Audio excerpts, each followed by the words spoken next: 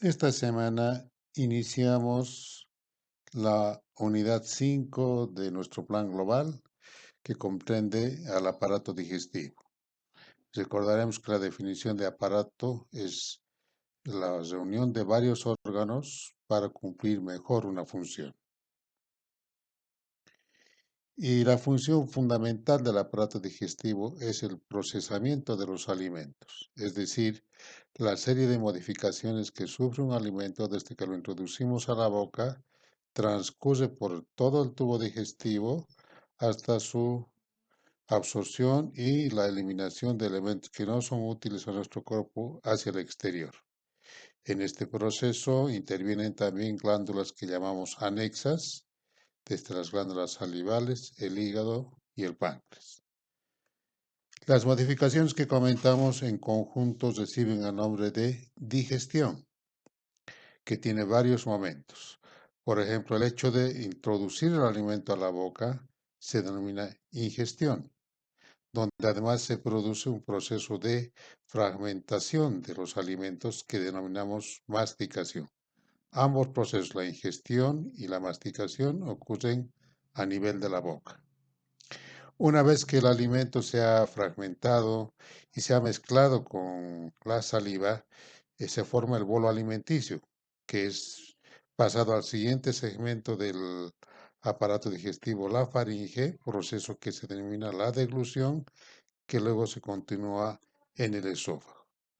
Una vez que el alimento transcurre por el esófago, llega al estómago, donde permanece un lapso de más o menos 4 horas de acuerdo al tipo de los alimentos que consumimos, y allá ya existe primero un proceso que completa la fragmentación de los alimentos y segundo una mezcla con los jugos digestivos, en este caso jugo gástrico, que va a producir la degradación de los alimentos en sus componentes moleculares y que va a ser entonces una digestión química de los alimentos.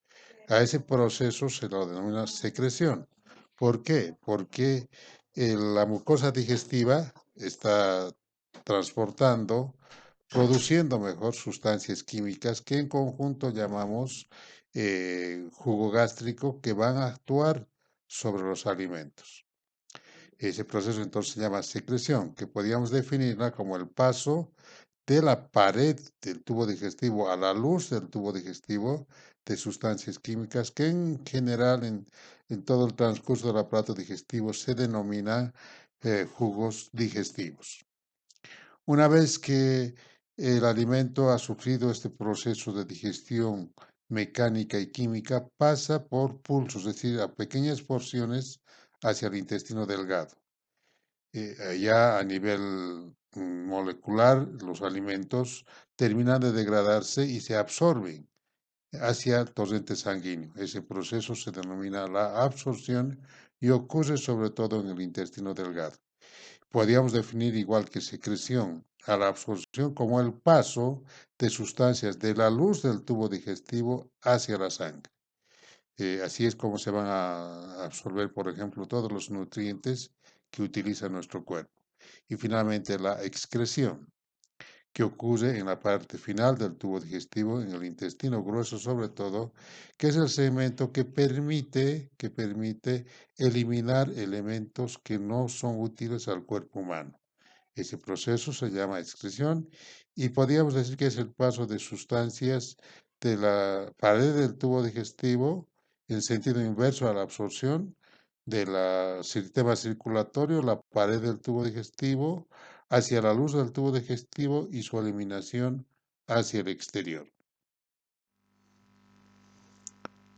La boca es el segmento inicial del tubo digestivo. Está dispuesta de tal modo que va a cumplir la función de la ingestión y la masticación y va a participar en el primer momento de la deglución. En la boca podemos describir un primer espacio denominado vestíbulo bucal, que está limitado entre los labios, las arcadas dentarias y las mejillas. Luego vienen las arcadas dentarias superior e inferior, donde se encuentran los dientes, órganos blancos y duros destinados a fragmentar los alimentos. Tenemos los incisivos, los caninos y los molares menores y mayores. Suman 16 en la arcada superior y 16 en la inferior, haciendo un total de 32 dientes en la dentición definitiva. Estos órganos constan de una parte que se introduce en el alveolo dentario, es la parte que denominamos raíz, una parte que podemos observar que se denomina la corona, y entre ambos una parte más estrechada denominada cuello. La raíz está revestida del cemento y la corona del esmalte. Es el material más duro del cuerpo humano. Ya en la cavidad bucal propiamente dicha observamos una pared superior que denominamos también como paladar, con una porción dura que llamamos paladar duro y una porción posterior más móvil que llamamos paladar blando. Podemos observar acá en la parte media lo que denominamos el zafe. Es un recuerdo de que en la formación del ser humano eran dos mitades que se soldaron en la línea media. En la pared inferior de la boca destaca la lengua, que ocupa casi toda la cavidad bucal. De forma triangular, tiene una base que se une a la laringe mediante unos repliegues denominados glosoepiglóticos. Una cara dorsal, donde están las papilas gustativas, y un vértice que puede salir de la boca con cierta frecuencia. En la cara inferior observamos la transparencia, la mucosa lingual, y un repliegue de esta mucosa denominado frenillo lingual. A ambos lados, una eminencia que llamamos rodete, y atrás podemos ver una vena, la vena ranina. La lengua es un órgano netamente muscular, que tiene 16 músculos que mueven a la lengua en todos los sentidos. Algunos parten de porciones externas a la lengua, por eso decimos, por ejemplo, genio gloso, estilo gloso, palato gloso, iogloso, que son los músculos denominados extrínsecos y que desplazan la lengua por fuera de la boca. Hay otros músculos que están en el interior de la lengua, se originan y terminan en el interior de la lengua, como el transverso lingual, el vertical, el longitudinal superior y el inferior. Todo este conjunto muscular está insertado en un tejido fibroso que también está en el espesor de la lengua. Este tejido fibroso forma el tabique lingual y la membrana lingual. Bien, en cuanto al revestimiento total de la lengua, vamos a decir, es la mucosa lingual, que en la cara superior presenta las papilas gustativas, que hemos visto que es el lugar donde asienta el órgano del gusto. El conducto que continúa la boca es la faringe. En realidad es un semiconducto colocado delante de la columna vertebral, desde la primera hasta la sexta cervical. Está por detrás de la fosa nasal, esta es la faringe, por detrás de la fosa nasal, por detrás de la boca y por detrás de la laringe. Por esta suposición dividimos a la faringe en tres porciones, una superior o nasofaringe, porque está en relación con la fosa nasal, una porción media que se denomina orofaringe o porción bucal de la faringe, que a través del istmo de las fauces, este orificio, se va a comunicar con la boca. Y finalmente la laringofaringe, que presenta dos canales llamados faringolaringeos, por donde el alimento que procede de la boca discurre hacia el esófago. Esta faringe es un conducto músculo-membranoso, no tiene esqueletoso, más bien tiene una fascia faríngea donde se van a sujetar los músculos que los clasificamos en constrictores, es decir, que cierran la faringe, son uno medio, uno superior y otro inferior, y los elevadores de la faringe, el estilo faríngeo y el estilo gloso. Bien, el velo del paladar interpuesto entre la boca y la faringe es un tabique músculo-membranoso, es decir, se desplaza hacia atrás durante la deglución y vuelve luego a su posición vertical.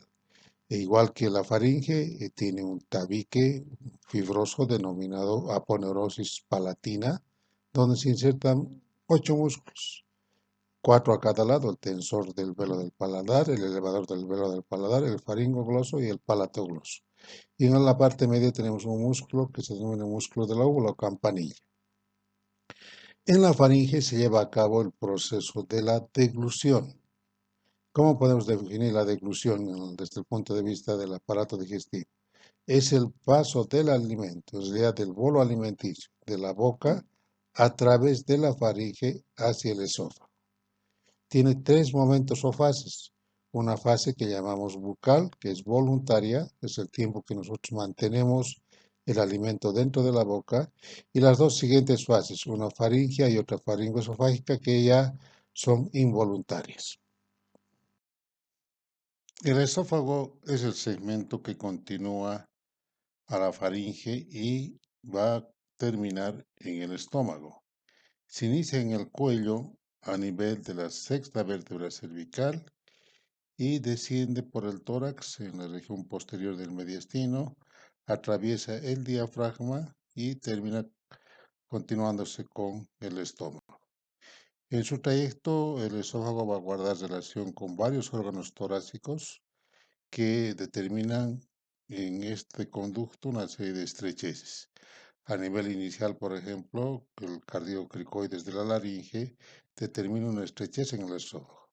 Y en el propio tórax, tanto la aorta como el bronquio izquierdo desplazan y determinan una curvatura en el esófago, otra que se presenta cuando este atraviesa el orificio diafragmático y finalmente se continúa con el estómago. Por acá transcurre el alimento en segundos, impulsado así por el peristaltismo de la capa muscular del esófago hasta el estómago. El estómago, que es la porción del tubo digestivo en forma de J, en forma de una bolsa, donde se mantiene el alimento por un espacio de más o menos 4 horas y donde es transformado mediante las enzimas químicas que contiene el jugo gástrico. Tiene porciones el estómago, una que se llama fondo, está de acá, el cuerpo y el antro.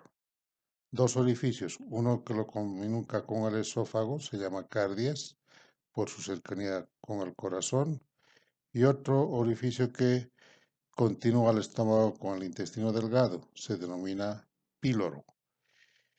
Para la descripción anatómica, en el estómago describimos una superficie anterior, otra posterior, un borde derecho curvatura menor, un borde izquierdo curvatura mayor, esta de acá, y además hemos citado los orificios de comunicación entre esófago e intestino delgado.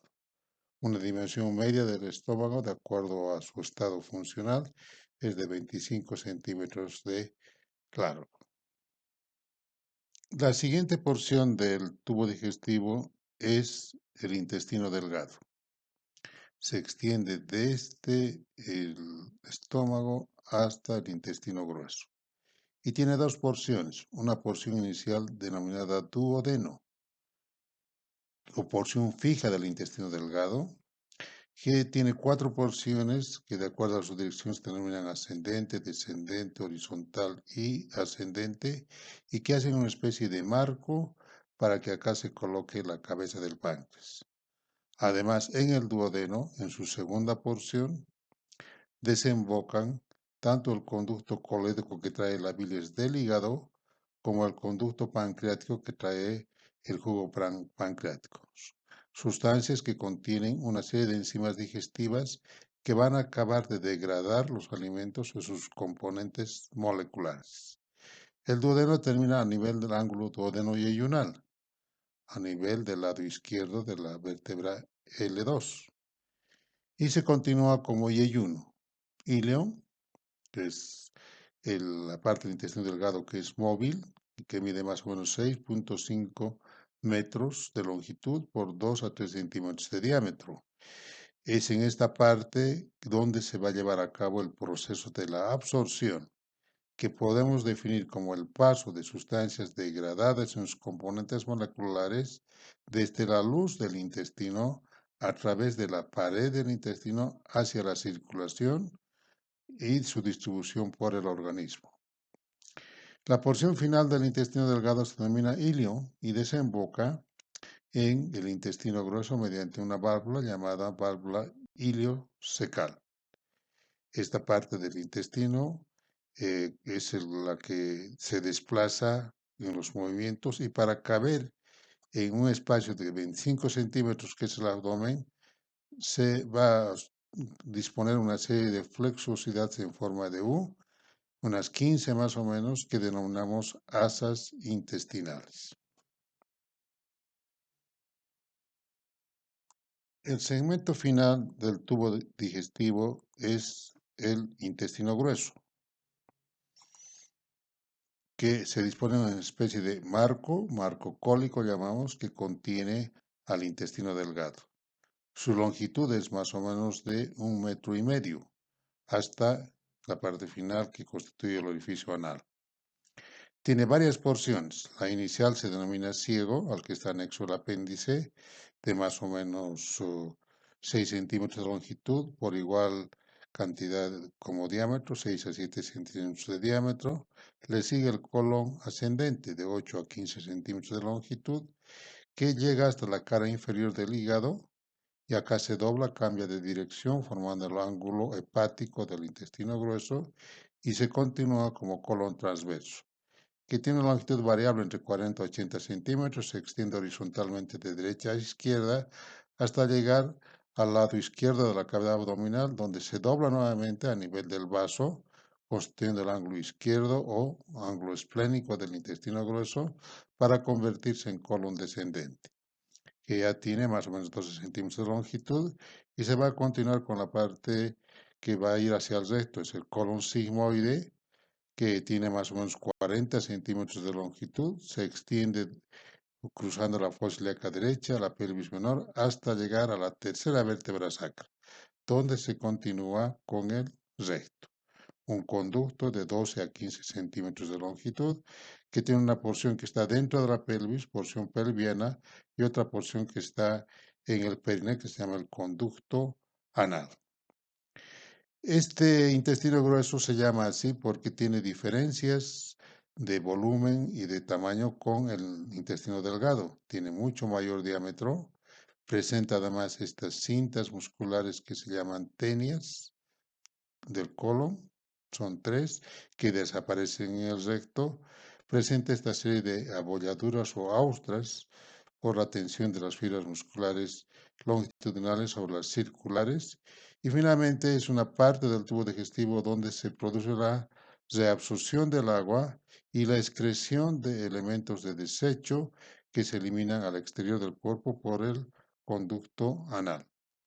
La excreción puede definirse como el paso de sustancias del torrente circulatorio a través de la pared del intestino grueso hacia la luz del intestino grueso para su eliminación al exterior.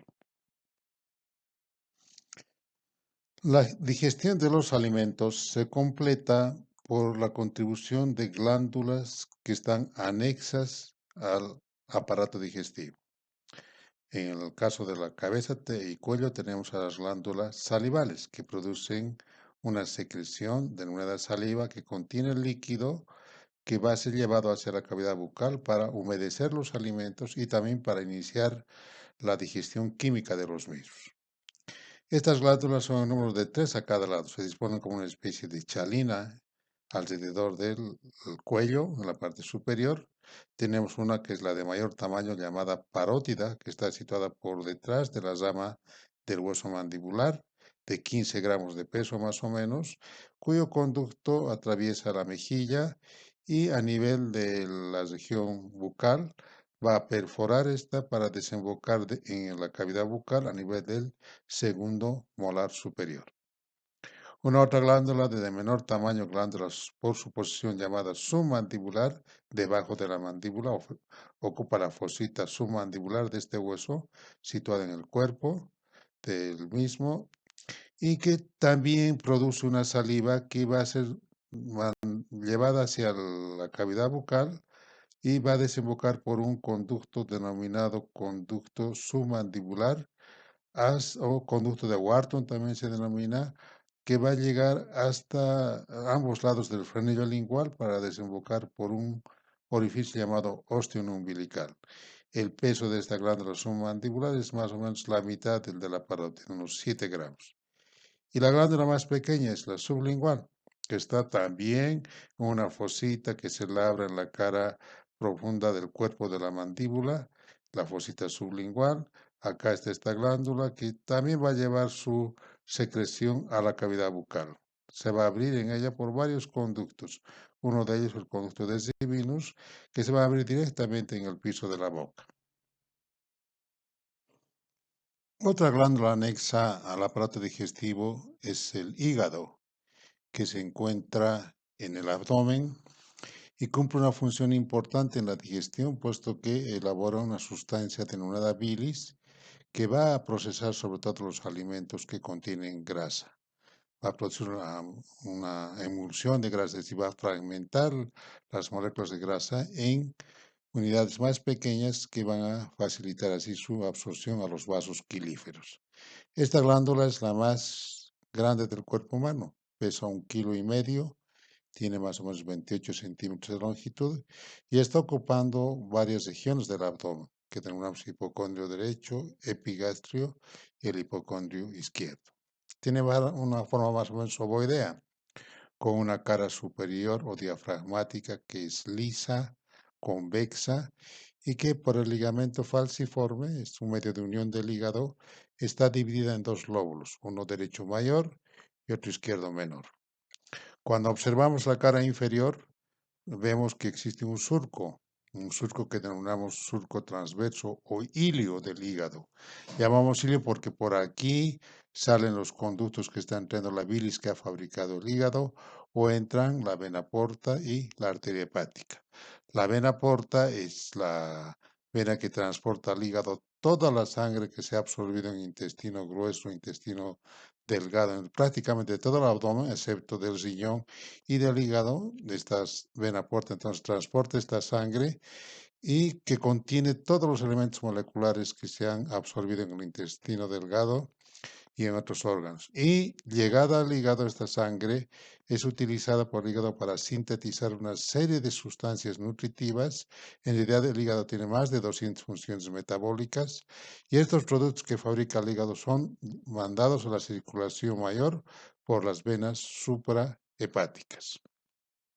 Entonces, el ilirio es el segmento de la cara inferior del hígado que se llama también cara visceral, es cóncava, y es el sector por donde ingresa la vena porta, salen los conductos biliares e ingresa la arteria hepática que está llevando la sangre nutritiva para el hígado.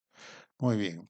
Este surco transverso, junto a dos surcos de dirección anteroposterior, uno izquierdo y otro derecho, van a dividir a la cara inferior del hígado en 4 lóbulos. El lóbulo derecho, el lóbulo izquierdo y en la parte media el lóbulo cuadrado y el lóbulo caudado. Este hígado es un órgano que se mantiene en su sitio por las venas que hemos comentado como venas hepáticas o suprahepáticas, los ligamentos, el falciforme, un ligamento que une hígado con estómago que se llama epiplón menor, son medios de fijación para este órgano. La bilis que produce el hígado es transportada por lo que denominamos las vías biliares. Las vías biliares son una serie de conductos que nacen en el hígado como conductos interlobulares, luego se van condensando en conductos de mayor tamaño hasta finalmente formar dos conductos, uno el conducto hepático izquierdo y el conducto hepático derecho, que llegan hacia el ilio del hígado y se unen en un conducto único llamado conducto hepático. Este conducto hepático desciende y alcanza al conducto que viene de la vesícula biliar. Conducto cístico se llama este conducto que viene de la vesícula biliar. Entonces, al unirse el conducto hepático con el conducto cístico, dan origen a este conducto que estamos denominando conducto colédoco, que es el que va a desembocar en la segunda porción del duodeno, transportando la bilis. La vesícula biliar es el receptáculo para la bilis, es decir, la bilis que produce el hígado en periodos interdigestivos, es decir, cuando no estamos consumiendo alimentos, la bilis producida por el hígado se almacena en esta bolsa, en este depósito que llamamos vesícula biliar. Aquí esta bilis se va a concentrar y cuando venga el periodo digestivo y llega la grasa hacia el intestino delgado, por acción de las hormonas, la vesícula biliar se va a contraer, mandando la bilis hacia el intestino delgado para que procese allá las grasas. Esta bolsa tiene forma piriforme, con un fondo, un cuerpo, un cuello y su conducto que hemos denominado conducto cístico, que ya sabemos que al unirse con el conducto hepático va a formar el conducto colédoco. En este gráfico podemos apreciar un problema muy frecuente en nuestro medio que denominamos cálculos o litiasis biliar, la presencia de piedras que van a determinar un proceso inflamatorio crónico a nivel de la vesícula biliar y que va a ser en muchos casos motivo de extirpación de esta bolsa por los problemas que puede ocasionar. Finalmente, la glándula anexa al aparato digestivo que también está en el abdomen es el páncreas, glándula de secreción mixta, es decir, produce el jugo pancreático, pero también produce dos hormonas muy importantes, la insulina y el glucagón. Por lo tanto, este órgano, el páncreas, está involucrado en la diabetes. ¿Dónde está situado el páncreas? Horizontalmente, delante de la aorta y la vena cava inferior y del riñón izquierdo. Tiene una forma de un martillo que presenta entonces una cabeza, un cuello, un cuerpo y una cola. Una longitud de más o menos 15 centímetros y a nivel de la cabeza un ancho de 6 a 7. Esta glándula va a engarzar su cabeza en el marco duodenal. Hemos visto que el duodeno, sus cuatro porciones limitan un espacio más o menos cuadrilátero donde se coloca la cabeza del páncreas. Y el páncreas entonces es una glándula digestiva muy importante que va a producir enzimas y proenzimas digestivas que van a degradar los alimentos que se han introducido al aparato digestivo. Y así degradados los alimentos van a ser absorbidos en el resto del intestino delgado. Para eso el páncreas cuenta con un conducto principal y un conducto accesorio que recogen este jugo pancreático de más o menos 1,5 litros por día y el conducto pancreático a nivel de la cabeza va a desembocar junto con el colédoco que está trayendo la bilis del hígado, va a desembocar en la segunda porción del duodeno, en una eminencia que llamamos carúncula mayor del duodeno. Allá entonces va a secretarse el jugo pancreático. El accesorio a veces desemboca en una eminencia mucho más pequeña denominada carúncula menor.